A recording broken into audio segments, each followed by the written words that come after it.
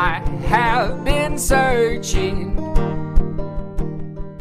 Welcome to Following the Fire. Thanks for joining us on this journey through the wilderness. Just like Israel followed the pillar of fire and smoke, we want to take a new look at our beliefs and just follow him. And like Israel, we get it wrong a lot, we get lost a lot, but we're doing our best to go where God leads us. I'm Nathan. And I'm Steve. Don't you know it's all I have? But even Hey, Steve. How's it going? Hey, Nathan. I was going to say I don't know what to say after that because we just caught up in secret without people listening to us because we don't want them to hear all of our secrets. But now we can pretend like we just ran into each other and we're like, whoa, I guess let's record a podcast right now. Yeah. Hey. Yeah, but how are you doing? No, good. Kind of crazy day. Like one of those all days of meetings at work. And then I had an MRI at 8 a.m. this morning, just kind of a regular routine one. And then I had the plumber come by in the middle of one of my meetings to check on our water heater that's making weird sounds. And you said something about falling asleep in your MRI. I was listening. They always say, we got Pandora. What station do you want? I'm like, give me an iron and wine station because it's nice and calming. And so so he went back to the thing and started the MRI, and it's about 20 minutes long just for your brain. And I'm laying there and I'm listening to the clunk, clunk, clunk, all the weird sounds. It's really loud. It's really loud. Well, they give you earplugs and headphones. So it's not too bad, but and that was actually keeping me awake. I'm like, this is kind of interesting. I'm like kind of imagining which scans they're doing at what time, and because you can feel it vibrating the floor of your brain. You're like, I think they mounted it wrong. Is that supposed to happen?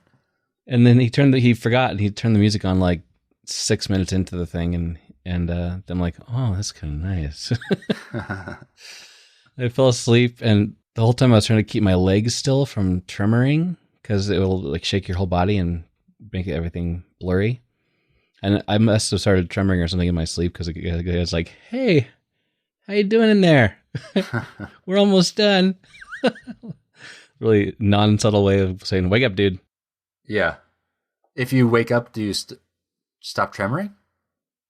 Yeah, I can, with Parkinson's tremors, you can usually, if I use all my Jedi mind powers to say, do not tremor, and that's all I think about, no problem.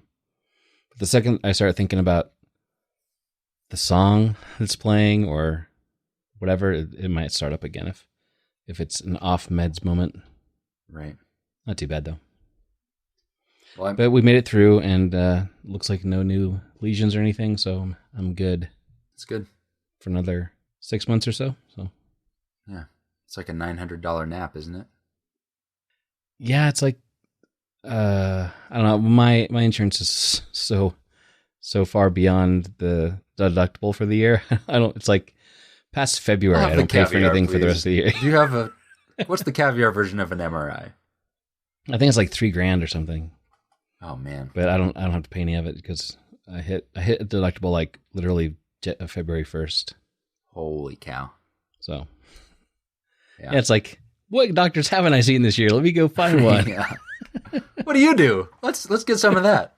Yeah, that's funny. Oh, hey, big news! We've officially joined a church. Oh, okay. Since we're talking faith journeys, I don't want to take too long on it, but we've decided to go ahead and officially join the church, the United Church of Christ here in town. And the official, I almost said swearing in. It's not really a swearing in, but they That's do what make I thought you, too. It was like the swearing in. They do make you take an oath. Not like take an oath, but say, we promise to try to help this congregation and show up when we can, all that kind of thing. But yeah, it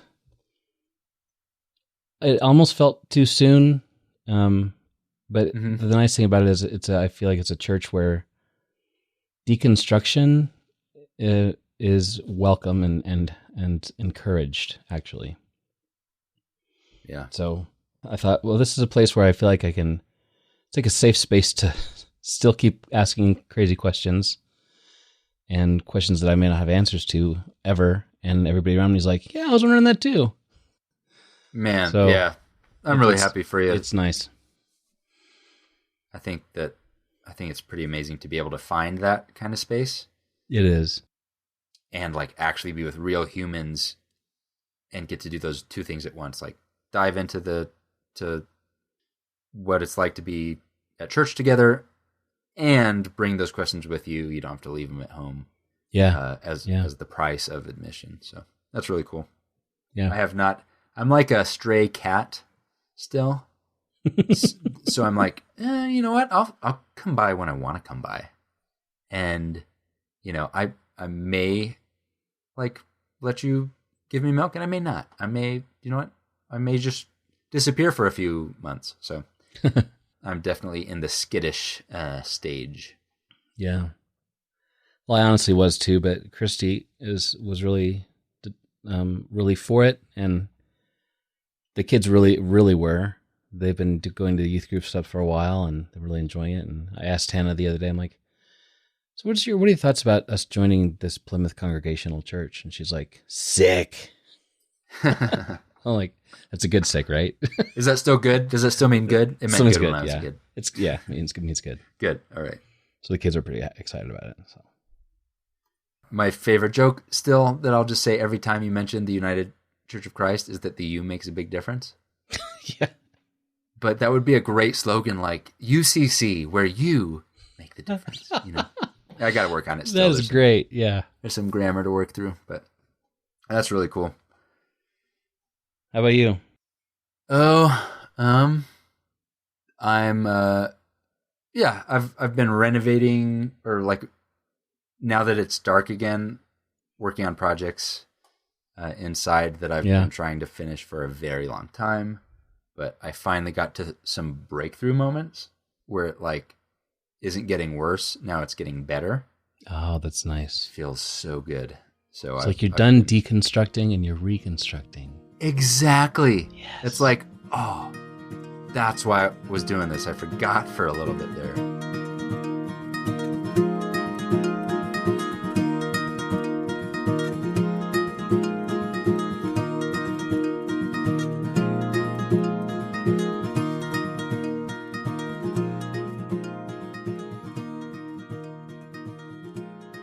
Deconstruction is this big word.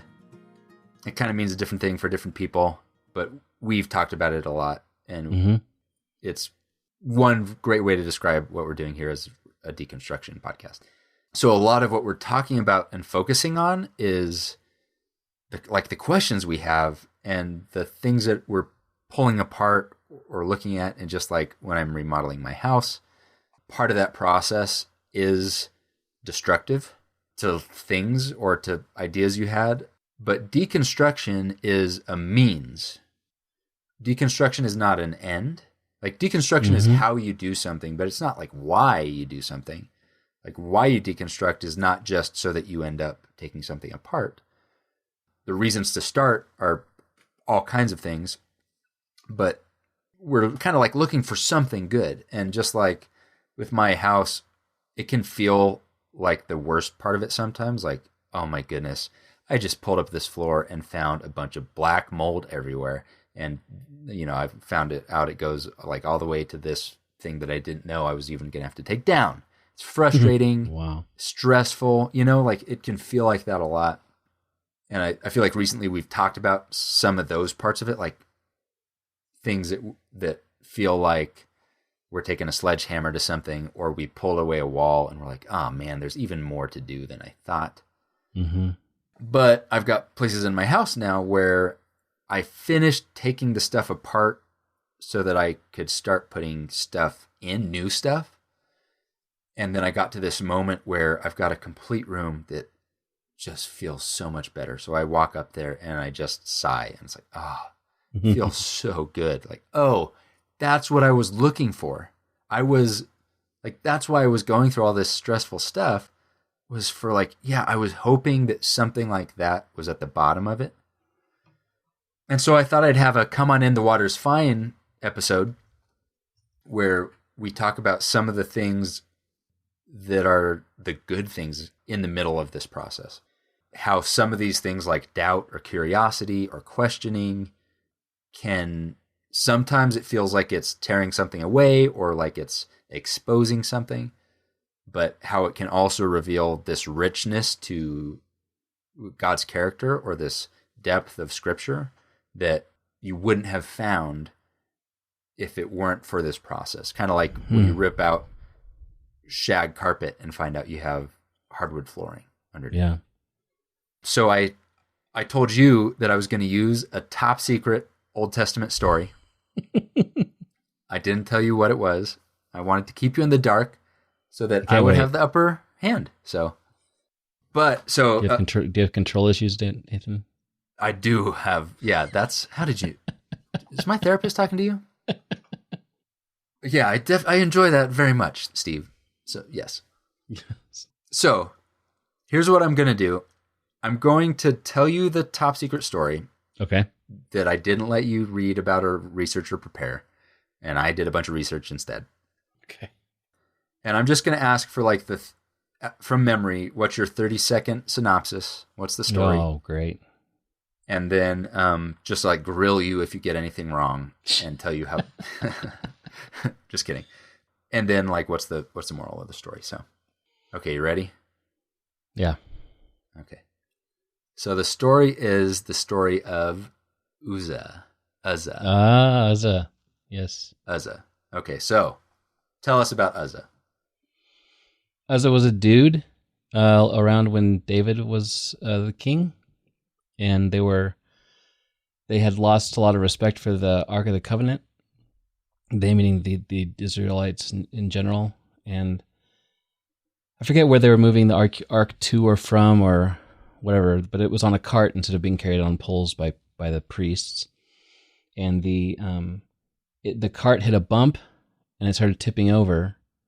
And Uzzah reached out to steady the ark, and he touched the ark to stop it from crashing to the ground. And he died instantly because you're not allowed to touch the ark. Yeah. The end of Uzzah. The end of Uzzah. And what is the moral of the story? What's the point?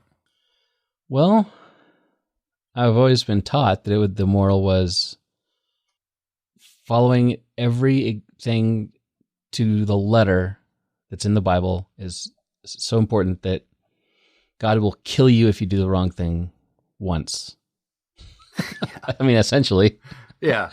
It's not a fun story, but I've probably seen 12 flannel graph renditions of it in my lifetime that we tell. Whoa. How many it's like, how many stories like that do we tell little kids? It's like traumatizing. That is traumatizing. But anyway, yeah. So what's the moral of the story? Don't screw up or you die. Yeah. The end. The end. Yeah, there's no second chance. Yeah. Come on. It's ridiculous that so where you get in pre-curiosity, pre-doubt, pre-questioning, the end of the story of Uzzah is, if you don't follow the rules, you'll die. Yeah, that's the vibe you get. I mean, because that's when you're in Bible school, that's where the story ends, and that's all that's really said. Just to emphasize how serious God is about this stuff. Which is crazy to me.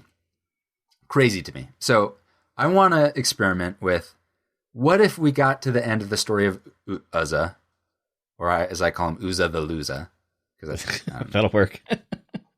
In my flannel graph rendition, and we just kept going. We kept asking questions. We followed our curiosity. Okay. So first, I want to start with ways that I've heard this. So I've heard it like, so even with good intentions, you better get it right. Yeah. Because God's serious. But in our tradition, in the Church of Christ, we care a lot about one specific aspect of the whole thing, which is worship. Mm-hmm. And so I've seen this story get applied directly to worship. You need to worship correctly. Have you? Oh, I've heard it applied to all kinds of things. Yeah, it's a good. I mean, it's a good image because everybody's kind of studied something when it's falling off a table or whatever, so you can connect with it pretty quickly. Yeah, it's like an intuitive reaction, right? Right. Yeah, and that's the thing. I always wondered, like, it sounds like something that somebody would do, just like a knee-jerk reaction without even thinking. And I've actually heard that as well. Well, that's what it makes you think is like, wait a minute, don't follow your intuition. Yeah. Like, even if you're well-meaning, your intuition is going to lead you the wrong direction. Right. Yes. So for the very small subset of when people apply this to worship, I'm just going to start by saying that's ridiculous before we move on. Because in this story, what actually happens is that everybody in the whole country is worshiping except for two people. That's Uzzah and his brother. Uzzah and Ahio. I didn't realize that. Uzzah and his brother. They're the like cart people, and everyone else is dancing in all of Israel. Wait. Dancing is worship? Yeah, I know. Okay, we're going to circle back to that one. They were getting crazy. They had wooden instruments, lyres, harps, tambourines, castanets, and cymbals. So they were going crazy. There's only two people in the whole country not worshiping, and that's Uzzah and his brother. Okay. So that is just to say we can move this away from the, like, this has to do specifically with worship. Or if we continued down that and it was like, that they worship it incorrectly, then we would keep going to the very next story, which is David kind of correcting the error. Mm-hmm. And there's this big thing in the Church of Christ about not adding on to what God says. Yeah. But what David does is, well, I'll back up and tell the story. So here's the real story. So the ark has, since the time of the bad King Saul, has been not in the tabernacle. It was stolen. And it's got, moved from place to place. It there was an enemy, tribe that had it. They're getting cancer and being infected by mice or something.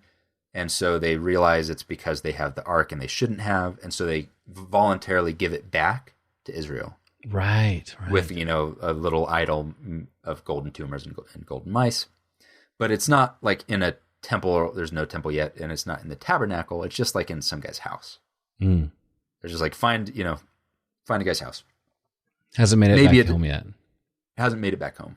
But nobody goes after it either. So that's kind of what David says is like, hey, we neglected this thing. And he's building this city, so they want to move this from the house of Abinadab, where it's been for a while, to David's new city, Jerusalem.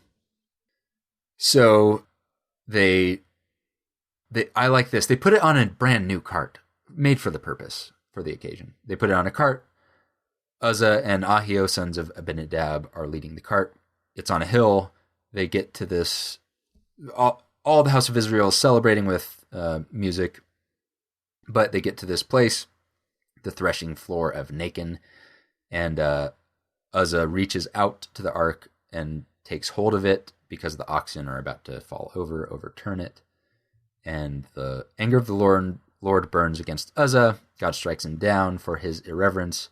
And then David becomes angry because of the Lord's outburst and names the place, there was an outburst against Uzzah. So then he's afraid and says, I'm not bringing this thing to my city. So he gives it to someone else, Obed-Edom, a Gittite, and then it stays there for 3 months. And Obed-Edom, the guy who just randomly gets this ark that shows up at his house, he's blessed, and then things go really well for him. And then the thing that you said, which is I think the second mistake people make when they don't question, when they stop, mm-hmm. and they don't continue with curiosity, is it's like, be careful, you never know, so you better follow all the laws. Mm-hmm. But what mistake that makes on accident, that I've been very vocal about in this show, is it elevates every rule to be equally important. Yes. But God does not consider every rule to be equally important.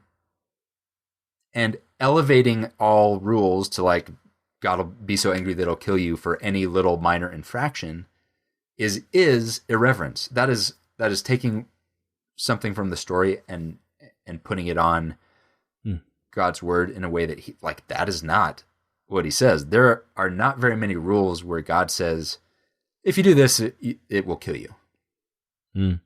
There's lots of commands. There's some things that aren't commands, but something that's clear from the Old Testament and then crystal clear through the lens of Jesus, there are some things that God cares about more than other things. It's not do every little thing or God will kill you.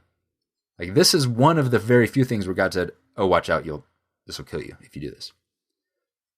And a good example is God even kind of tells us this. So there's the story of Moses on the mountain, and he wants to see God's glory. And God, to paraphrase God's like, I'll be merciful when I want to be merciful. I'll have compassion when I have compassion, but I'm just telling you right now, dude, if you see me, that will kill you. It's not because I'm not being merciful here. The thing that's merciful is for me to tell you that will kill you. It's just physics here, right? Yeah, it's like, listen, it's not, I'm being mean here. I've done that as a parent. Now to scale this all the way back, if my son asks for something, it's like, what happens when I touch the screwdriver on the outlet? I'm like, listen, it's not that I don't want you to try new things. Don't do that. And I mean, you can or do it, but I'm telling you what will happen. Right. But this is one of the few things that God's like, oh, and don't do that because you'll die. It will kill you. Right. He doesn't say that about everything. Yeah, immediate death is not that common. It is not. And all kinds of things went wrong before this, by the way. And the ark was captured, and like the people capturing it don't just like die instantly, even though they're clearly doing something wrong. It got onto a cart, which was wrong.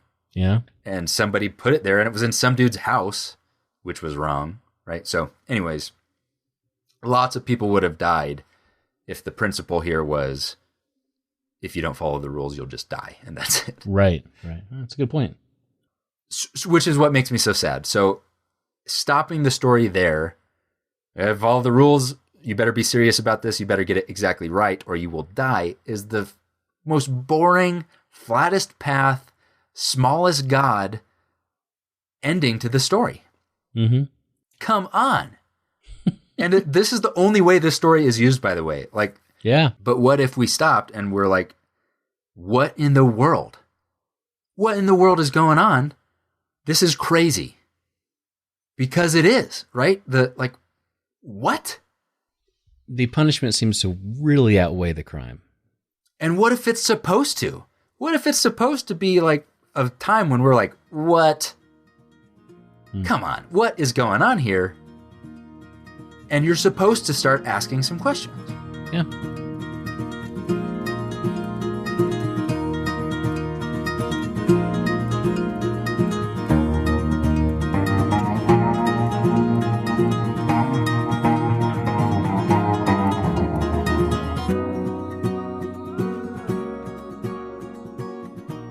So, one question I want to know is like, why Uzzah? Because it was in some guy's house. I would say Uzzah and his brother clearly loaded this into the cart, or somebody clearly loaded this into the cart. There's this thing that my mom taught me that she's really good at, that I try to do when I read Old Testament stories, which is to ask what the place names mean and what the people names mean. Mm-hmm. Because often there's something there. Sometimes there's not. Sometimes there is, and I can't find it. And sometimes it like hits you over the top of the head if you're willing to look at it. So there's three names in this that I just looked up. Uzzah means strength. Okay. Fine. Uzzah means strength. Ahio is Uzzah's brother who didn't die. Like, why did Uzzah die? Why didn't Ahio die? I know Uzzah touched it, but they're both doing the wrong thing. Why didn't the oxen die? Ahio means brotherly. Okay. And then they specifically mention where this happens. It happens at the threshing floor of, I say Nacon because it looks like bacon, so I assume it rhymes with bacon. Nacon. Okay. So you look up Nacon. Nacon means certainty. Okay, so there's these two brothers, brotherly and strength. They're both walking alongside this cart, and then they come to the threshing floor of certainty. And a threshing floor, threshing is a very symbolic thing in the Bible. Threshing is when you beat wheat or grain. And what you're trying to do is get the good part, the nourishing part, to stay, and you're trying to remove the worthless part called chaff. Yep. So Jesus talks about this, but it's all over the Bible. Threshing floors are where you come to be sorted into like what's the good stuff and what's the bad. Okay, two brothers, here's the story told over. Two brothers, brotherly and strength, are leading the ark. They come to this threshing floor of certainty.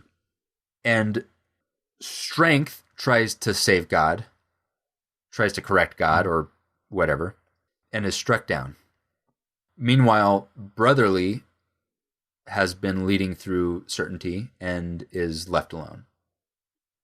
There's a lot of things that could mean, but one thing that could mean is something like there's more than one kind of certainty, and our self-certainty that like we have the strength to do everything, or we know better than God, or we're even going to do something for God, maybe is not the strength we should hold on to or the certainty we should hold on to, where there's this devotion to each other that when we come to that moment, that's something that we can be sure of. I don't know. So anyways, that's like a rabbit hole out on a limb thing.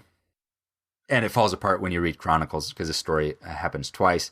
And in Chronicles, they're in the threshing floor of the tip of the spear, and it's not as good as certainty. But ultimately, whether that means anything or not, the name thing, ultimately, I still think it's a valid question to come to this story and say, this doesn't make any sense. This is crazy.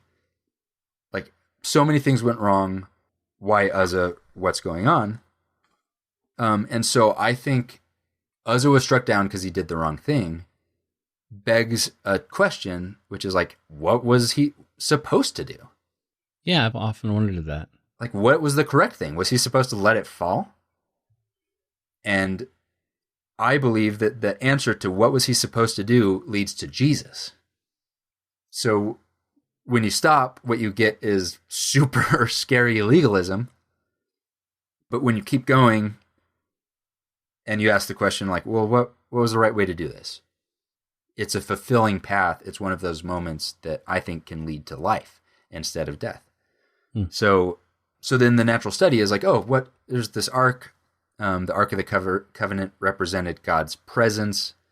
It had some important stuff in it. And then there were rules about what you're supposed to do with it. So the first thing you would find out if you answer that question, like, what are you supposed to do? Is that the one specific son of Levi being the father of all the priest tribes, people in Israel. Yeah. He has 3 sons. One of his sons, Kohath, if you're a descendant of Levi and then also a descendant of Kohath, it's your specific job to carry the ark. Right. And if you were reading, you would find some weird things like there's 2 other brothers, Merari and Gershom or something like that. And they, there's all these allotments that happen, and these people get this land, these people get this job. Well, the other 2 brothers get these carts and oxes. But if you're a descendant of Kohath, they're like, oh, but you don't get any carts. And then it says, because you have to carry your stuff on your body. You have to carry it yourself. No carrying with carts. Weird. Okay, the Kohathites, their job is to carry something on their bodies. That's a weird thing.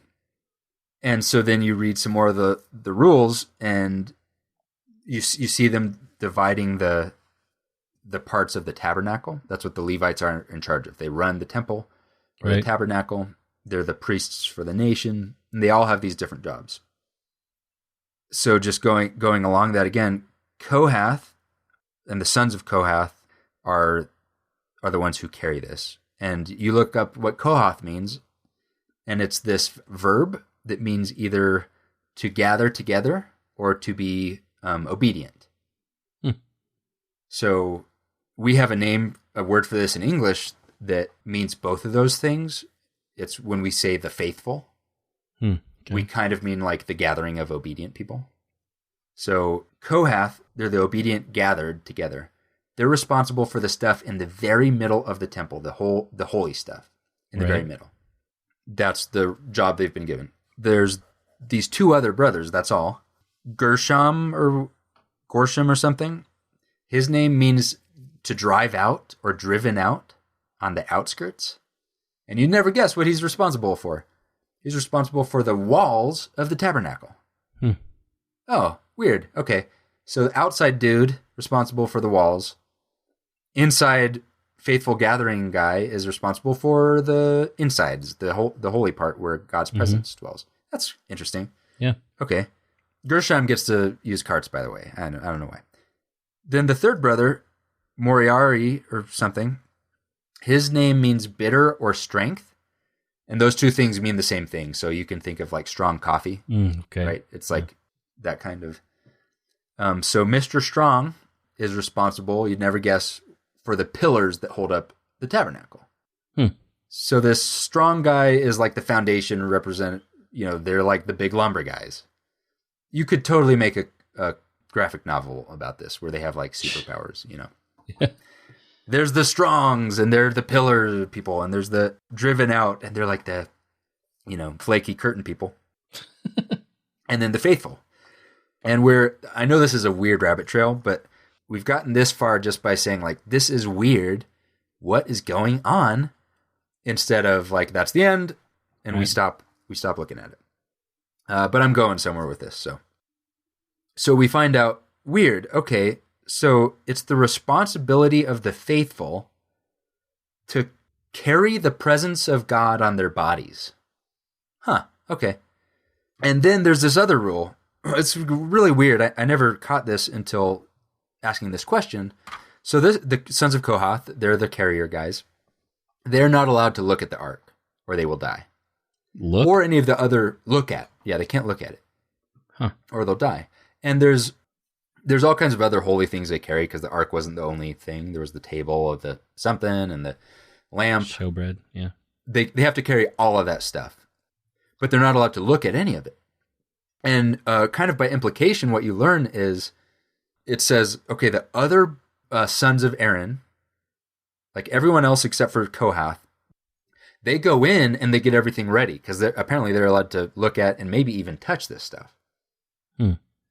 So how do they get it ready so that the Kohath guys can carry? They take this thing called the shielding curtain. Okay. And they take it down. And the shielding curtain is what separates the most holy from the holy. It's what makes the most holy separation. Place. It's the separating curtain. And this is the curtain that only one person gets to go through it only one time a year. Right. On the Day of Atonement, whoever's elected by lots sacrifices a bull so he's clean. Then he goes in and does a sacrifice for all of Israel. Right. So in the law in ancient Israel, that curtain can be crossed only one time, only in one circumstance. But anyways, they take that down when they're moving, and they fold it and they put it on top of the ark. So it's still like the Holy of Holies moves around now because it's still covering the ark.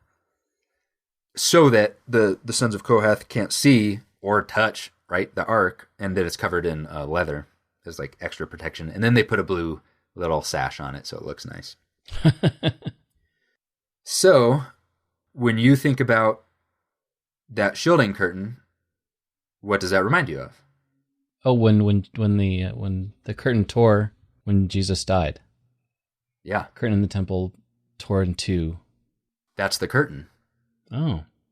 It's the same curtain. So the once the tabernacle becomes a temple, there's this same curtain. It's kind of purple and has cherubs on it.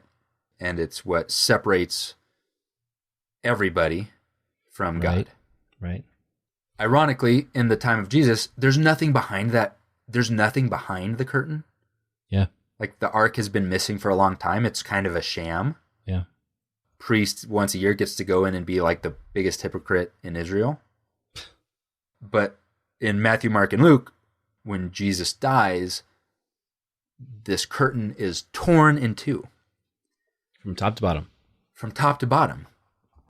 So we started with the story that fills you with fear and this like uncertainty, like I don't want to do it wrong. But then you move towards like, man, this is where the faithful are carrying the presence of God on their bodies. That's a weird thing. This curtain is torn. And then you skip to Hebrews. And Hebrews 9 talks about this. He's like, hey, the presence of God was with Israel, et cetera, et cetera. But now we can approach God with confidence. Because of what Jesus has done, we can approach God with confidence. It's this new thing. And Hebrews talks about the difference between that law of guilt and this new law of freedom. And then that ends with the verse about we are not those who shrink back and are destroyed, but have faith and are saved. And then finally, that makes me think about 2 Corinthians 3, kind of halfway, talks about this and says like, okay, now if the ministry that brought death, talking about, things like Uzzah, which was engraved in letters on stone, came with glory, so the Israelites could not look steadily at the face of Moses because of its glory, transitory though it was, will not the ministry of the Spirit, so that's weird, it's the ministry that brought death, but now we're in the ministry of the Spirit, be even more glorious? If the ministry that brought condemnation was glorious, how much more glorious is the ministry that brings righteousness? For what was glorious has no glory now in comparison to the surpassing glory. And if what was transitory came with glory, how much greater is the glory of that which is permanent? Since we have such a hope, we are very bold. We are not like Moses, who had put a curtain over his face to prevent the Israelites from seeing the end of what was passing away.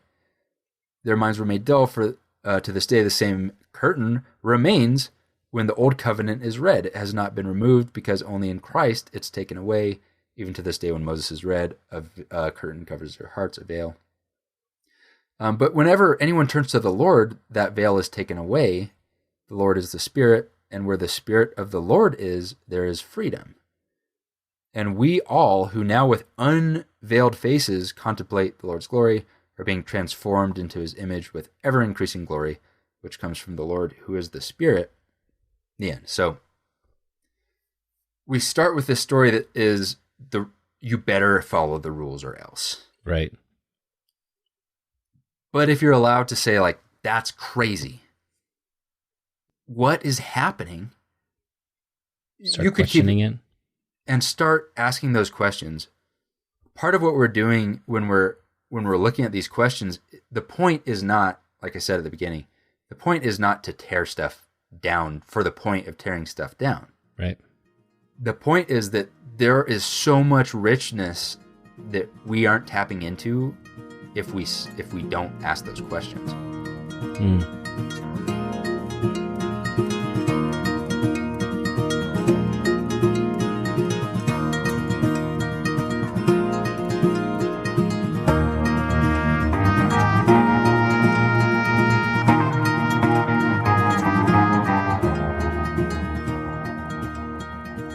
And sometimes there's stuff that needs to be removed and taken away that's like not useful or that's rotten or mildewy.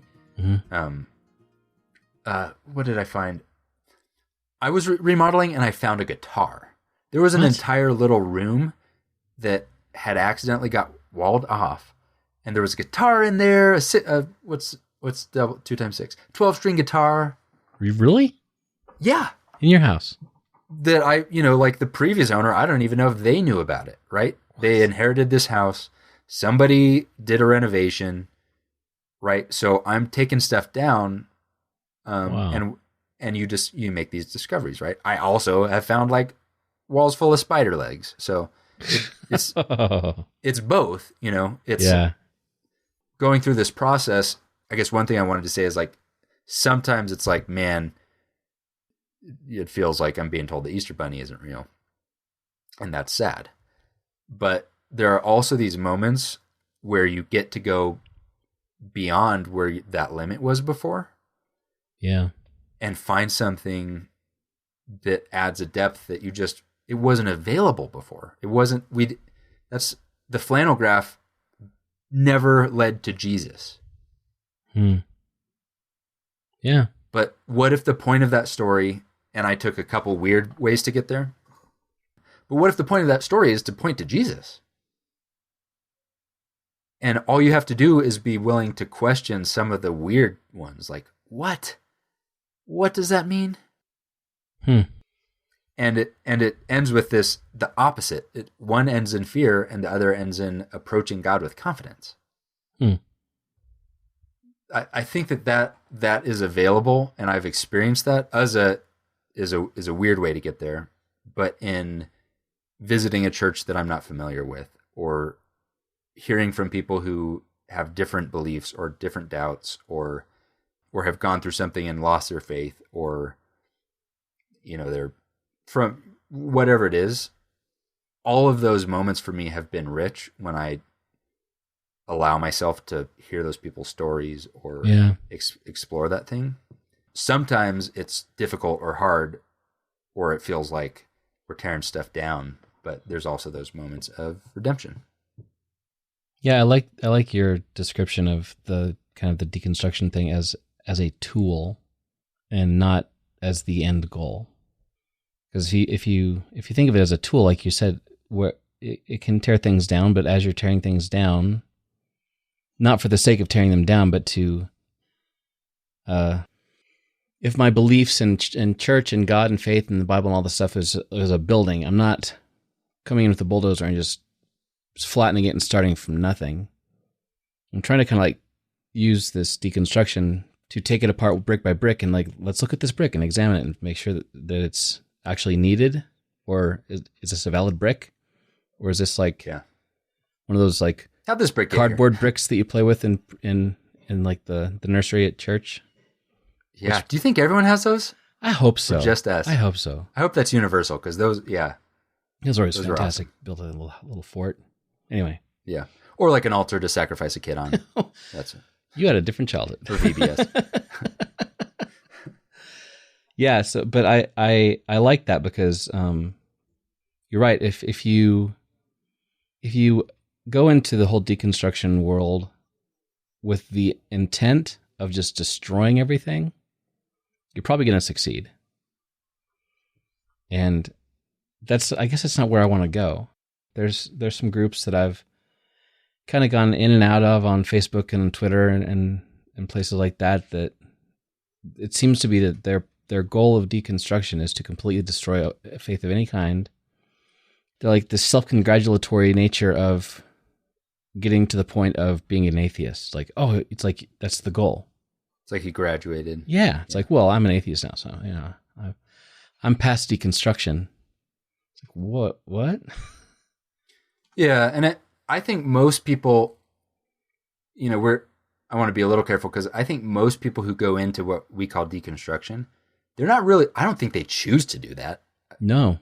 I think most people, they kind of find themselves there either by listening too much to their church, like taking it actually seriously all the way to its logical conclusion, and you kind of end up with questions there that get you kicked out. Or you have hurt, or there's lots of reasons why you go through this. I think there's very few people who start happy with nowhere to go and then say, like, I'm going to deconstruct now.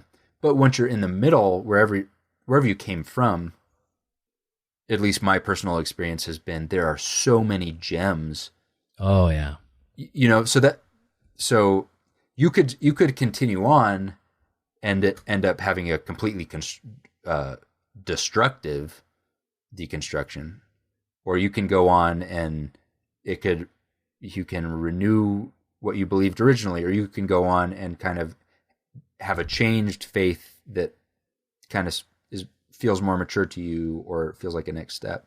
There's lots of destinations of deconstruction, but I think what you alluded to, like there's some, now that we know what it's called and we can talk to other people, and it kind of can become part of an identity, I would definitely say, like, yeah, it shouldn't be the destination. It's like therapy. Therapy is not the goal. Yeah. Right. The goal That's is not to be in therapy. Good analogy. The goal is maybe to be out of therapy, or the therapy is to something else. And deconstruction is to something else. And I want to encourage people that there's a lot of good in that journey, wherever that journey's going. I think that the Spirit can absolutely be present and showing you things and teaching you things while you're questioning, like, what does the Spirit do and do I believe in it? Yeah. And along the way, I mean, I'm talking in generalities, obviously, but I feel like if you can get to the point where you are questioning things and just asking honest questions and trying to dig deeper, like you're talking about, and you allow yourself to go through that, and you can, even if it takes some weird turns, like you were talking about with the thing with Uzzah, then you may end up getting to a place that's like you said, that's a lot deeper. You may get into a place where you're like, that doesn't make any sense anymore. Right. But it's one of those no question should be dangerous things. And I feel like a lot of things that I was taught about the Bible and about these stories, about especially the Old Testament, because there's lots of good death and mayhem stories in the Old Testament. When you're taught that there's like one answer to it, or one moral to that story, and looking back at how the Jewish, like the rabbis and scholars of history, or throughout history, have looked at the scriptures, the Old Testament and the prophets, the law and the prophets, they rarely consider one story to mean one thing. Yeah. They're always like riffing on that and like, what if this is an analogy for this other thing? And I mean, it goes down some weird rabbit holes, but that seems to be, that's kind of how the tradition of reading the Old Testament has been for thousands of years. And then we come along and we're like, well, it's only can mean one thing. And if you ask any questions about it, then you're probably asking dangerous questions. You probably should shut up. Yeah, that's such a good point, because you ask the question and you can ask the wrong question and get something valuable out of it. Yeah. So what is dangerous is not the questioning. What's dangerous is when you don't question and you stop and you've got the certainty that there should be no questions, that this is the end. And what you're talking about, it's modernity or modern thought that says this thing has one meaning. There's one answer to this question. It means this. But like you said, this is a book, the whole book, but especially the Old Testament, is designed to be read over and over and over and over, so that you find that deeper and deeper and deeper thing, or new thing, that different thing, or that you see it from a different light and you ask a question that you've never asked before. The Church of Christ tends to have a one-to-one mapping, like this verse results in this proof text. Yep. There's a tradition in the Catholic Church that every verse has three meanings. One's like the literal, it might not just be the Catholic Church. The literal, the like figurative, and then the, what's the word for that? Prophetic, right? Mm-hmm. Which in my opinion is just as rigid to limit, when you come with that, either Church of Christ saying, this means one rule for my life, because the Bible is a rule book, or if you come at it with the Catholic version of like, oh, okay, what's the literal, what's the figurative, and what's the prophetic? It's 7 times 7, that complexity. Yeah. It doesn't stop there. Yeah. And I think that idea of the law of freedom, where there's this confidence, like we don't have to go through and dig for what's the perfect rule that I'm going to follow correctly, because it was simplified so much that we can't miss it through Jesus. So now we get to go through it in freedom and in complexity, or in curiosity. And we're not afraid. We're not looking for the thing that's like, what did I do wrong? It's we get to see this depth that even maybe pre-Jesus, that the rabbis didn't get to read into it because they weren't reading it through that law of freedom. Yeah, I forget who said this. I think I've probably heard multiple people say this lately. A religious person who is certain is a very dangerous person. Well, Trevor said that when we talked. Trevor said that? But okay, yeah. I don't think he's the only person. Yeah, maybe that's what I'm thinking of. Yeah, but yeah, it's to your point. You know that when you cease asking questions, it's like when we. I remember, I don't know how many times when we were growing up, I was told, and I think this still holds true, that as soon as you think that you've got it all figured out, that feeling is a guarantee that you haven't got it all figured out. Yeah. And it's kind of like that. We know this in life. Like, certainty is what a young person has. And then wisdom is what an old person has. If you follow the line in the correct, this is not how everybody works, but you go from simplicity to complexity as a human, and you go from black and white and certainty to you live and you hurt and you see other people live and hurt. And so you're supposed to get to the end of that with a more nuanced view of things, able to empathize with more people, hopefully, able to see why other people have thought different things. And so that should happen in our religious thought too. Mm-hmm. If we just stop at, even when I talked about, my reading of it where I get to the end and say it points to Jesus, I could turn that into a fundamentalist black and white thing. Like, oh no, this is the correct way to read it. Right.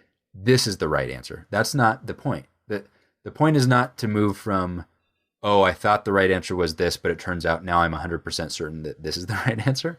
You're doing the same thing. It's the same problem, right? It's the out of the frying pan and into the fire, because that's just a different kind of fundamentalism or a different kind of certainty. The point is to read from, like, I know all the answers, this is the one thing, to approaching with a little bit of reverence and mystery, that what can I learn from it this time? Yeah. Maybe it's different than last time.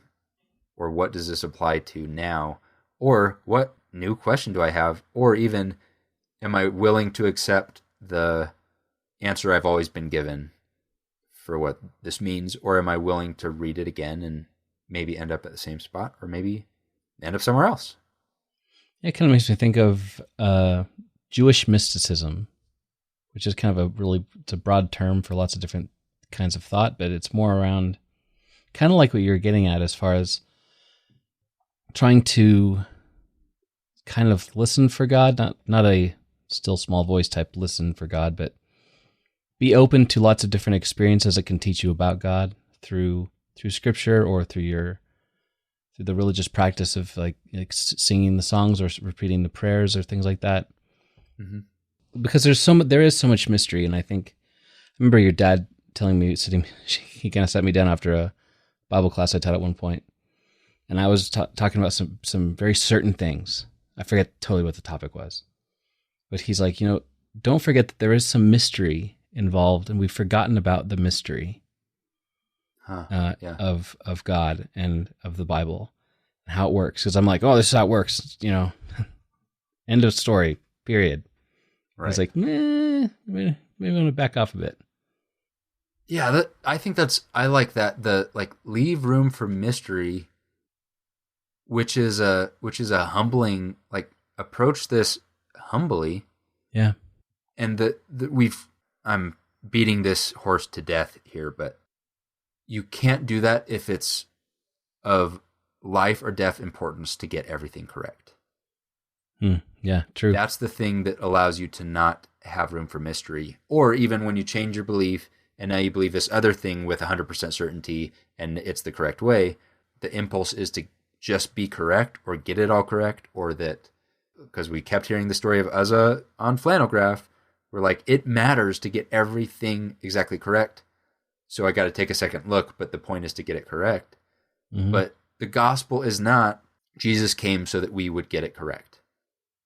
Through Jesus, we can be, I guess, right about things, but I don't think God cares about us being right about things. I don't think Jesus cares about us being correct. He cares a lot more about our relationship with God and our relationship with other people. And there are people who are wrong about everything. I've worked with people who, I worked at a hardware store. You ask this one guy, like, where's this kind of screw? And he's going to tell you the wrong answer. Every time. He's never correct.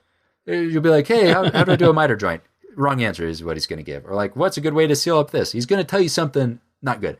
He is not correct very often.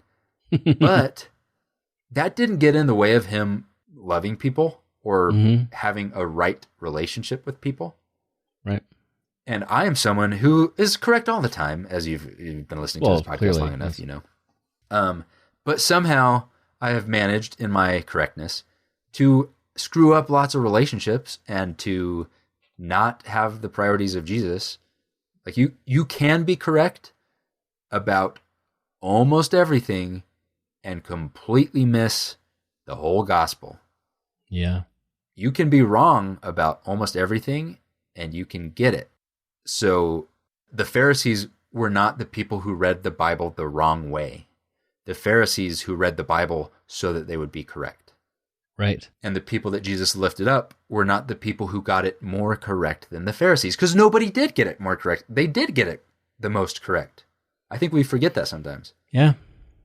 It's not about a path towards increasing correctness. It's about stop bowing to the idol of correctness. It's not the thing that saves you from eternal damnation. That's not in the gospel. Go read the gospel. Look for who is correct, and did Jesus care that they were correct about it?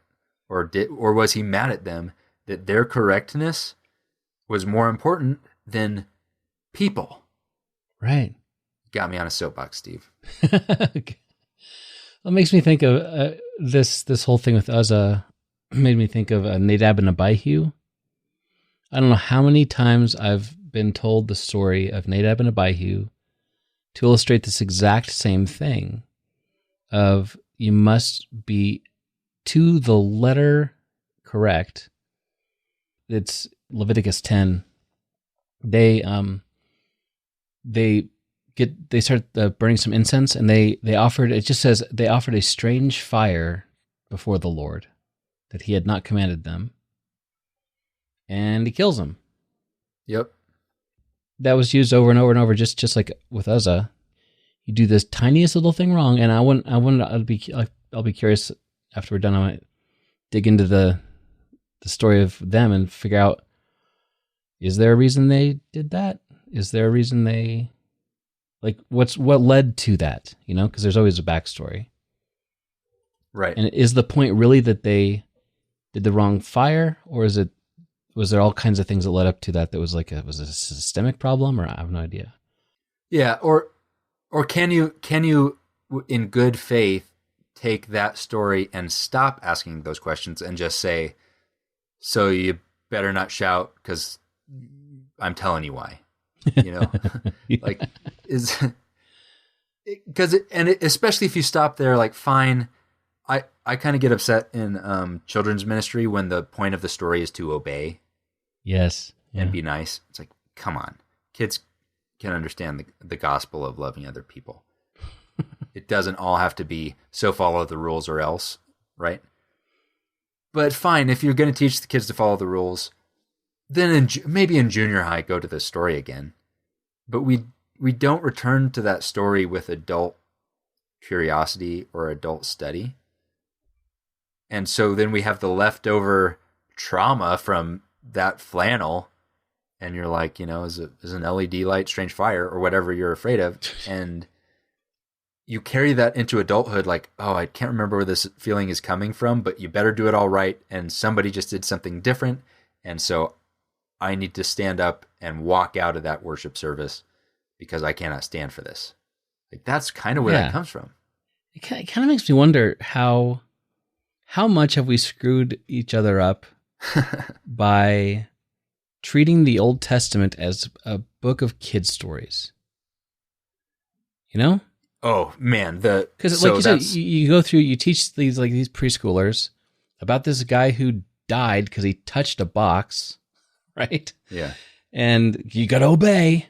And then or that's stuck in Saul your who head. didn't, he didn't kill everyone, and he should have. Like, Right. okay, Yeah, or Achan who took the money from when they pillaged Jericho, and he took some money and hid it under his tent, and they stoned him and his whole family. the amount It's of like- prostitute stories that I heard before I was 12. Right. Also, like any story involving Noah is inappropriate for children. Yeah. I don't care that there's a zoo involved, right? Like You just gotta stop at the right point, man. yeah, yeah. And Like, to gloss over the fact that there would be gloss like over the all the dead people and stop Right. before the naked part. right, the earth would have smelled horrible afterwards. That's why they stayed in the ark for like another few months. Yeah, but the point of the wine story is don't drink wine. Right. Right. Moving on. Moving on. And the point of Lot and his wife leaving the town is don't turn around because you'll turn into salt, you know. Right. Anyway, we teach all these stories to these kids, and they're internalized for kids growing up in church. And then we become adults or even teens, and we don't go back to those stories and dig in again and say, well, what is there a further meaning to this? Or is there something else that maybe I'm supposed to learn about God? Add flesh to them. Yeah. We go, oh, I learned that story as a kid. Why should I have to rethink about that one again? Meanwhile, Jesus is very kid friendly. Oh yeah. And the gospel of Jesus that, by the way, like kids in Jesus' time got to hear. There's no kids, like the only kids in the Old Testament are the ones that get stoned. There's not like children and David. Or attacked by bears. Yeah. But Jesus, the gospel is so simple that it can be understood by children. Yeah.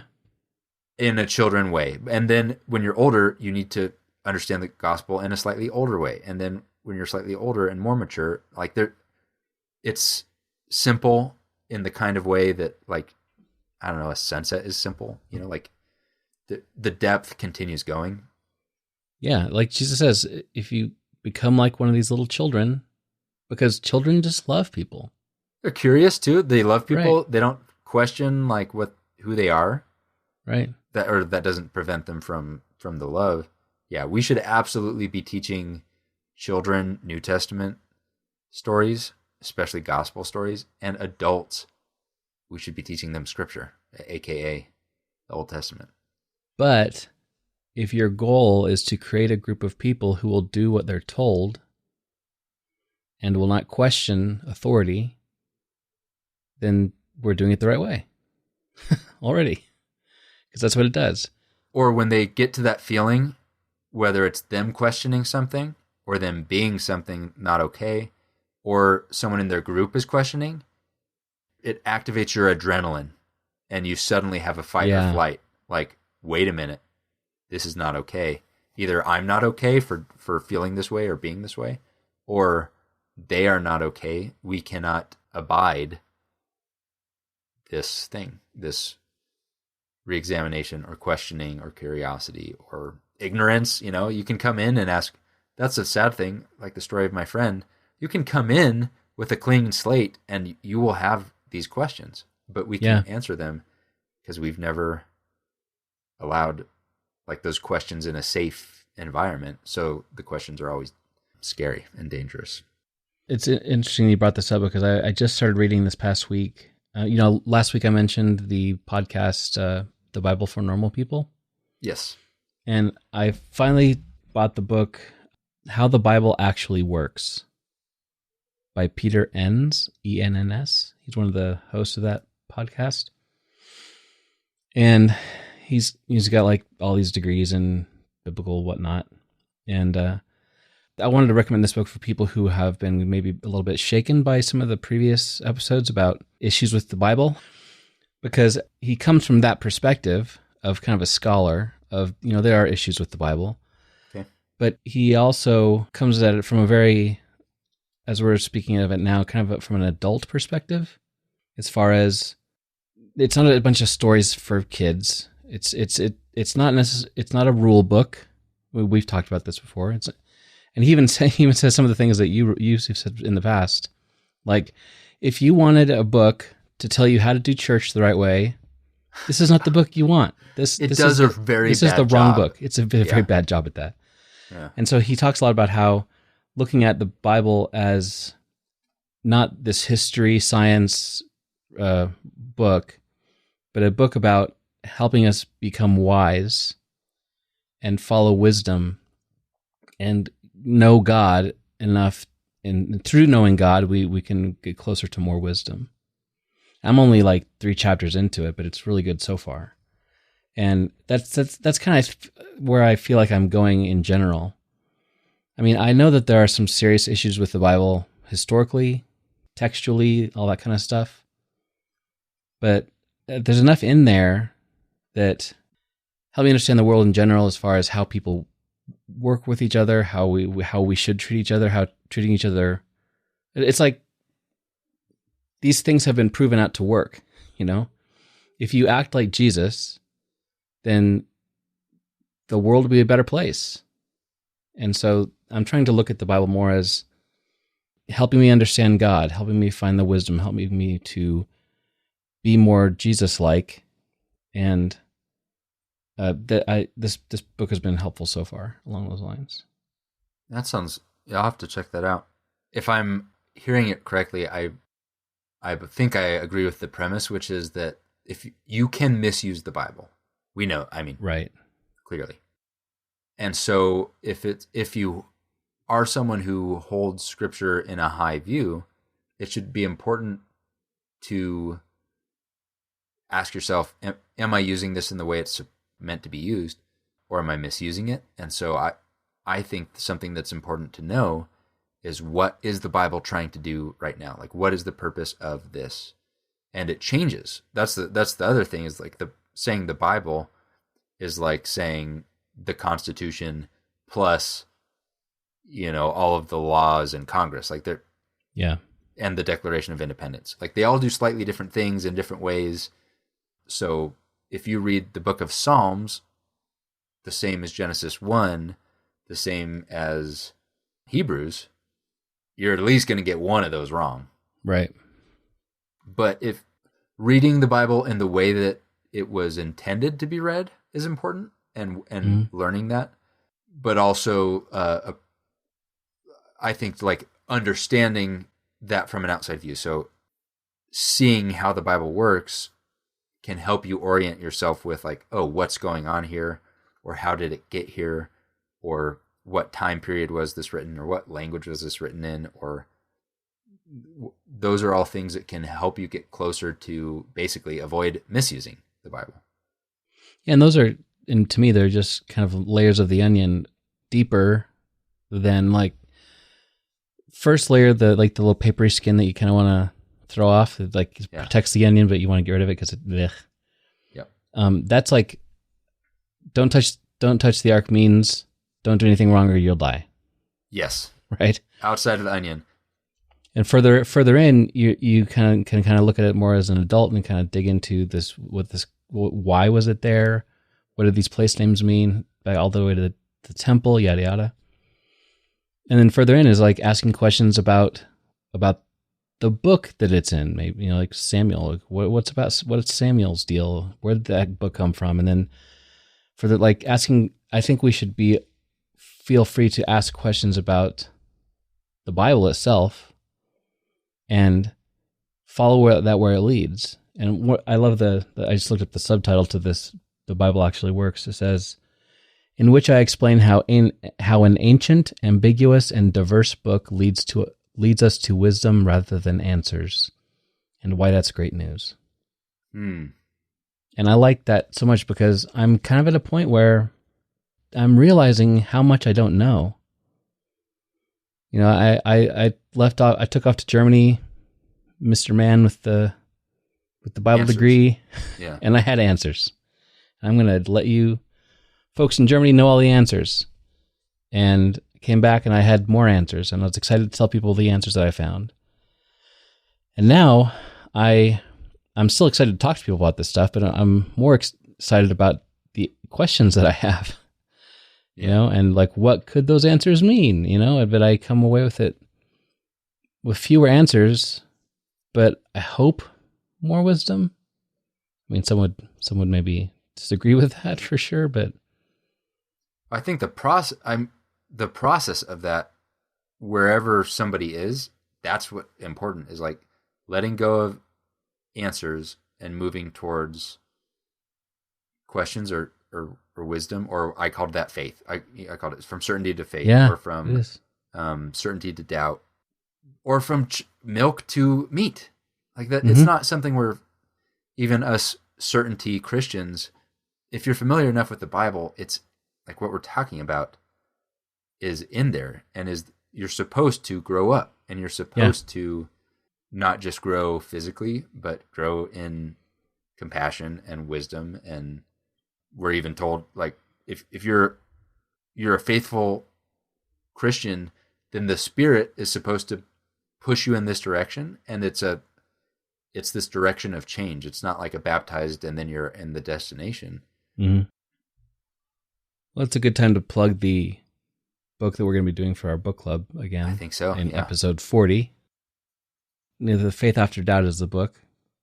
And it's all about going through these stages of faith and what this might mean. And he doesn't prescribe a way you have to do it, and he talks about how you're going to go back and forth between these stages from different times. Yeah. But it's this, I think it sums it up in this subtitle of this other book about how it leads us to wisdom. And that's kind of thing where I'd like to get is wisdom about God, about the world around us, how to interact with each other, how to interact with God, how to interact with ourselves, how to understand ourselves. I think there's just so much more depth to the Bible and to faith and to God than when we thought that it was just an easy answer. Yeah. That's one reason I've told many people that I since going through all this stuff that what I'm going through, I honestly feel closer to God than I have before. And I haven't really been able to put a finger on it until our conversation just now. This has been helpful because I'm allowing myself to not know. And by doing that, you allow yourself to receive or find answers that you didn't think were answers before, because you already had the answer, so anything else was immediately wrong. You shut down that line of thinking. When you allow that to open up, it can take you some really fantastic places. Definitely. Yeah.